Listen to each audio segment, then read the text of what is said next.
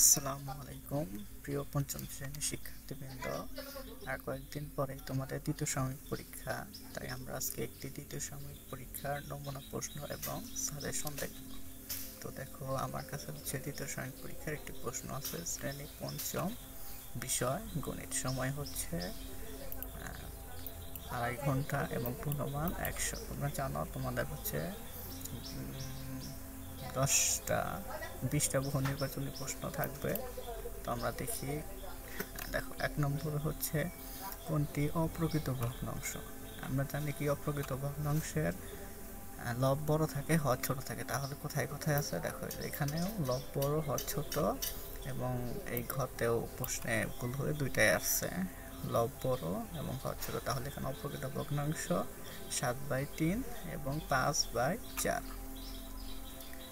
তো তারপরে দেখো 2 নম্বর, এটা একটা মিশ্র ভগ্নাংশ আছে, 2/4 এর অপ্রকৃত ভগ্নাংশ কত? অপ্রকৃত ভগ্নাংশ কিভাবে বের করতে হয়? আমরা জানি 4কে 2 দিয়ে গুণ করতে হয় এবং উপরের সংখ্যাকে যোগ করতে হয়। তাহলে 4 দুগুণে 8 আর 1 যোগ করলে হয় 9। তাহলে কোথায় আছে 9/4? এই যে 9/4।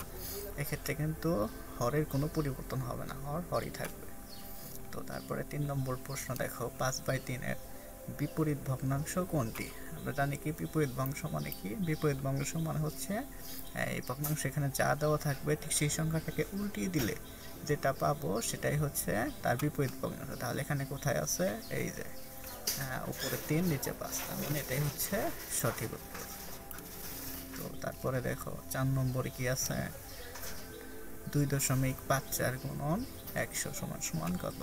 এটা হচ্ছে দশমিকের গুণন। আমরা দশমিকের গুণন জানি কি, যে দশমিককে 10 দিয়ে গুণ দিলে 1 ঘর ডানে যায় এবং 100 দিয়ে গুণ দিলে 2 ঘর ডানে যায়, অর্থাৎ একের পরে 2টা শূন্য, তার মানে দশমিক 2 ঘর ডানে যাবে। তাহলে সঠিক উত্তর কোনটা? 2.54.0 এটা। তারপরে দেখো 5 নম্বরে কি আছে প্রশ্ন? 0.25 গুণন 0.5 সমান সমান কত? এখানে উত্তরটা আসে নাই, সঠিক উত্তর হচ্ছে 0.125। আচ্ছা, 6 নম্বরে দেখো 0.1কে কি বলে? কি বলে? এটা হচ্ছে দশমাংশ। তারপর 0.7-এ 0.1 আছে, অর্থাৎ 0.1কে কত দিয়ে গুণ করলে আমরা 0.7 পাই?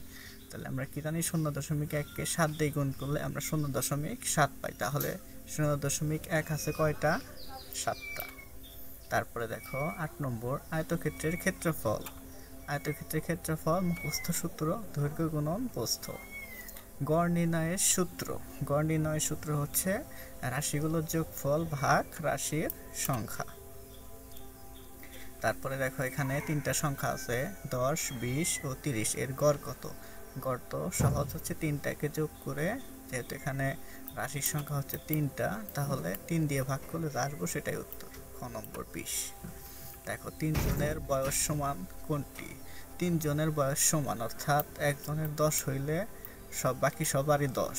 তার মানে কি? তাহলে প্রকৃত বয়স সমান সমান গড় বয়স, অর্থাৎ যেহেতু 3 জনেরই বয়স 10 করে, তাহলে প্রকৃত বয়স সমান সমান গড়। এখানে আর বের করতে হবে না, কারণ সমানই, তাইলে এটা গড় অলরেডি হয়ে আছে। তো তারপর দেখো 12 নম্বর, 8, 0, 7, 9 এর গড় কত? দেখো গড় এখানে কয়টা রাশি আছে? 4টা।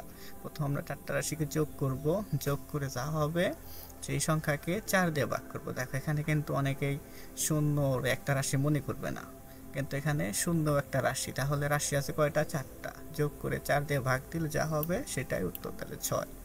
তারপরে দেখো 60% বা শতাংশ এর ভগ্নাংশ কত? তাহলে 60কে আমরা 100 দিয়ে ভাগ করলে কত পাবো? 60কে 0 0 কাটা 6/10। তারপর দেখো ক্ষতি নির্ণয়ের সূত্র। ক্ষতি কখন হয়? যখন হচ্ছে আমাদের বিক্রয় মূল্য থেকে বিক্রয় মূল্য কম হয়, অর্থাৎ ক্রয় মূল্য দিয়ে আমরা যা কিনবো তার থেকে যদি কম দামে বিক্রি করি তাহলে সেক্ষেত্রে আমাদের ক্ষতি হয়। তাহলে এখানে কোথায় আছে ক্রয় মূল্য বেশি? এই যে দেখো খ নম্বর, ক্রয় মূল্য বেশি এবং বিক্রয় মূল্য কম, তাহলে এটা হচ্ছে ক্ষতির সূত্র। দেখো 50% সমান, 50% মানে কি? পার্সেন্ট উঠাইতে হলে আমরা 100 দিয়ে ভাগ দিই, তাহলে 1 0 1 0 কাটা 5 দুগুণে 10, তাহলে 1/2। তারপরে দেখো 75 টাকায় 3 টাকা লাভ হলে শতকরা লাভ কত। আমরা কিভাবে পড়ছিলাম গোটা যে 75 টাকায় লাভ 3 টাকা, সুতরাং 1 টাকায় লাভ কত, 3/75 টাকা। সুতরাং যেহেতু শতকরা বলছে, শতকরা মানে 100, তাহলে 100 টাকায় লাভ 3/75-কে 100 দিয়ে গুণ দিলে 4 আসে, হচ্ছে 4%। এখানে এটাই উত্তর। 97 নিচের কোণটির প্রত্যেকটির কোণ সমান। দেখো এখানে কোণটির প্রত্যেকটা কোণ হচ্ছে সমকোণ, অর্থাৎ 90 ডিগ্রি। তাহলে কোণগুলো 90 ডিগ্রি। এখানে দেখো আয়ত রম্বস আছে, রম্বসটা 90 ডিগ্রি না। এখানেও রম্বস আছে, তার মানে এটাও বাদ। এখানেও লম্বস আছে, তার মানে এটাও বাদ। দেখো এখানে বর্গ আর আয়ত আছে, তার মানে সঠিক উত্তর বর্গ ও আয়ত। তারপর দেখো আয়তের শীর্ষবিন্দু কয়টা? একটা শীর্ষবিন্দু 2টি। দেখো চিত্রের কর্ণ কোনটি? দেখো এ বি সি ডি। তাহলে এখানে কর্ণ কোনটি? কর্ণ হচ্ছে আমরা জানি এক কোণা থেকে আরেক কোণায় দাগ দিলে সেটা হচ্ছে কর্ণ বলি আমরা। তাহলে কর্ণ হচ্ছে বি এবং সি, তাহলে এই যে বি সি কর্ণ। তারপর দেখো দৈর্ঘ্য পরিমাপের একক হচ্ছে মিটার। হ্যাঁ, আমাদের সংক্ষিপ্ত প্রশ্ন শেষ। 20টা সংক্ষিপ্ত প্রশ্ন আসবো।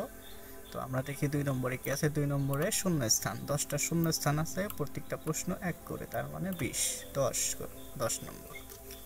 দেখো এটা হচ্ছে একটা ভগ্নাংশ 1/3 প্লাস 2/3। তাহলে এটা আমরা হিসাব করলে কত আসবে? 1।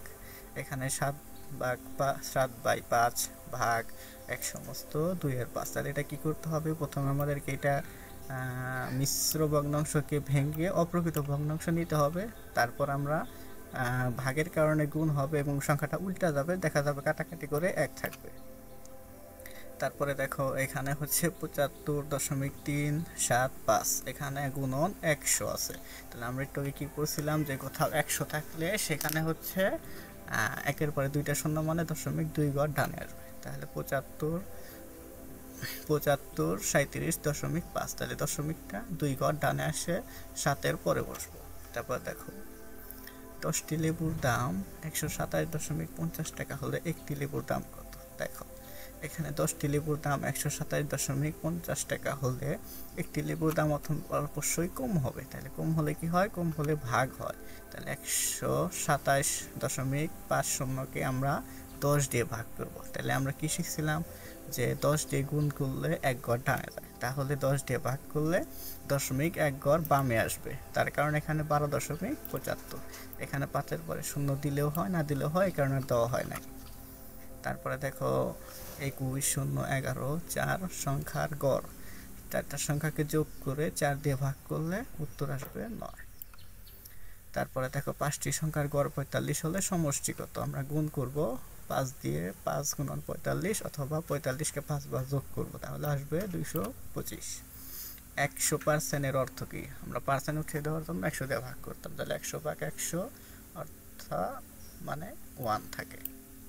দেখো শতকরা প্রতীককে কি দিয়ে প্রকাশ করি? পার্সেন্টেজ।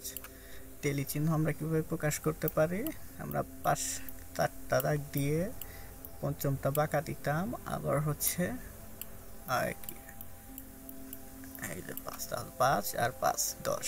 আয়তলেখের কয়টি অক্ষ থাকে? 2টি। দেখো সংক্ষিপ্ত প্রশ্ন থাকবে 12টির মতো আমাদেরকে 10টি দিতে হবে। তাহলে প্রতি প্রশ্ন হচ্ছে 2 করে। তাহলে দেখো এখানে একটা ভাগ দিছে 56 ভাগ 0.01। এগুলা তোমাদেরকে খাতায় করতে হবে। তারপরে দেখো এতকে কি বলে?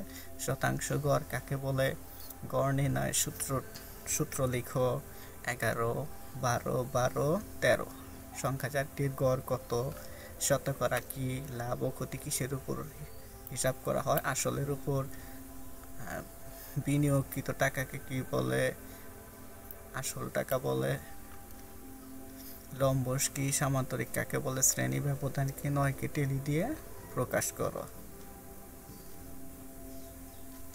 দেখো 4 নম্বরে তোমাদের থাকবে বড় প্রশ্ন, যে কোনো 10টি লিখতে হবে। 12টি থাকবে, 12টির মাঝখান থেকে তোমাদেরকে লিখতে হবে 10টি। দেখো এখানে বিভাগ দেওয়া আছে এবং প্রতিটি থেকে কমপক্ষে একটা করে দিতে হবে। তাহলে প্রথমে কি আছে? সাদ্দাত সাহেব 24,000 টাকা ছিল, তিনি 5/12 অংশে এতিমখানায় 3/8 অংশ শিক্ষা প্রতিষ্ঠানে দান করেন। প্রশ্ন ক কি? তার মোট কত টাকা দান করেন? খ তার কাছে কত টাকা রইল, এটা হচ্ছে একদম বইয়ের প্রশ্নটাই, যে বইয়ের প্রশ্ন পারবে সেইটা পারবে। তো 2 নম্বরে আছে কি 3 সমস্ত 3/4 মিটার ও 2 সমস্ত 1/3 মিটার দৈর্ঘ্যের ফিতার দুইটি ফিতা একত্রে কত মিটার। এটা বইয়ের অঙ্ক, তোমরা বই থেকে দেখে নেবে। 3 নম্বরে আছে একটা ভাগ করো 18.72 ভাগ 0.08, এটা ভাগ করতে হবে। 4 নম্বরে আছে একটা আয়তক্ষেত্রের জমির ক্ষেত্রফল 729 বর্গ মিটার, প্রস্থ 22.5 মিটার হলে দৈর্ঘ্য কত। এটাও বইয়ের অঙ্ক, দেখবা বই দেওয়া আছে অনুশীলনীতে। 5 নম্বরে একটা গড়ের অঙ্ক দিছে, দেখো মাহবুবা 5টি বিষয়ে প্রাপ্ত নাম্বার, বাংলা বিষয় বাংলা, বাংলা গণিত, ইংরেজি, বিজ্ঞান, সমাজ নাম্বার পেয়েছে 80, 85, 78, 82, 80। তাহলে মাহবুবা গড়ে কত নাম্বার পেল, তাহলে আমরা হচ্ছে প্রথমে লিখবো যে রাশিগুলোর সংখ্যা, কমা দিয়ে সংখ্যাগুলো উঠিয়ে তারপর লিখবো এখানে রাশির সংখ্যা 5টি 5, তারপরে নাম্বারের গড়, সূত্রটা লিখে মান বসে হিসাব করবে, যা আসবে তাই। তাহলে সর্বোচ্চ সর্বনিম্ন নাম্বারের কত, এখানে সর্বোচ্চ নাম্বার কত তোমরা প্রথমে লিখবে খ নম্বর দিয়ে, যে সর্বোচ্চ নাম্বার হচ্ছে 85 এবং সর্বনিম্ন নাম্বার হচ্ছে 78। তাইলে আমরা দুইটা যোগ লিখবো, রাশির সংখ্যা 2টি, তারপরে গড় নির্ণয়ের সূত্র বসিয়ে মান বসিয়ে দিলে যা আসবে তাই। দেখো 6 নম্বরে তামিম ও সাকিবের রান, দেখো দুইজনের রান দেওয়া আছে, তামিমের রানের গড় নির্ণয় করো, সাকিবের রানের গড় নির্ণয় করো। এটা যে পারবে সেটাও পারবে, দুইটা একই রকম। তারপরে দেখো কি আছে, পরিমিতি থেকে এখানে একটা আয়ত আঁকানো আছে যার দৈর্ঘ্য 15 মিটার এবং প্রস্থ হচ্ছে 20 মিটার। এখন আয়তক্ষেত্রের ক্ষেত্রফলটি নির্ণয় করতে বলছে, তাহলে আমাদেরকে শুধু 15 এবং 20কে গুণন করতে হবে। তাহলে আয়তক্ষেত্রের ক্ষেত্রফল সমান সমান দৈর্ঘ্য গুণন প্রস্থ, শুধু মান বসিয়ে হিসাব করলে যা আসবে তাই। দেখো 8 নম্বরে 1 ইঞ্চি সমান 2.54 সেন্টিমিটার, 8.5 ইঞ্চি সমান কত সেন্টিমিটার। দেখো 1 ইঞ্চি সমান যদি 2.54 সেন্টিমিটার হয়, তাহলে 8.5 ইঞ্চি সেন্টিমিটার অবশ্যই বেশি হবে। তাহলে আমাদের কি গুনতে হবে, এতকে এত দিয়ে গুণ করতে হবে। এটা হচ্ছে দেখবা বইয়ের অঙ্ক। তারপর আমরা দেখি বড় ঘ, জ্যামিতিতে কি আছে 9, একটি লম্বশের একটি কোণ 60 ডিগ্রি ও একটি বাহু 5 সেন্টিমিটার। লম্বসটি আঁকো এবং 3টি বৈশিষ্ট্য লেখো। 10 আছে সামান্তরিকের একটি কোণ 50 এবং 2টি বাহুর দৈর্ঘ্য 3 ও 3 সেন্টিমিটার। অঙ্কন করো এবং 3টি বৈশিষ্ট্য লেখো। দেখো শেষে কি আছে, উপাত্ত থেকে 2টা অঙ্ক আছে। 11 নম্বর এখানে কিছু উপাত্ত সংখ্যা দেওয়া আছে, সেগুলোর সর্বোচ্চ ও সর্বনিম্ন সংখ্যা কত, এগুলা হচ্ছে। তারপর খ নম্বর কি আছে, 5 শ্রেণী ব্যবধান ধরে উপাত্তগুলো সারণী তৈরি করে, এখানে হচ্ছে 2 মার্ক এবং এখানে হচ্ছে 3 মার্ক, টোটাল হচ্ছে 5 মার্ক।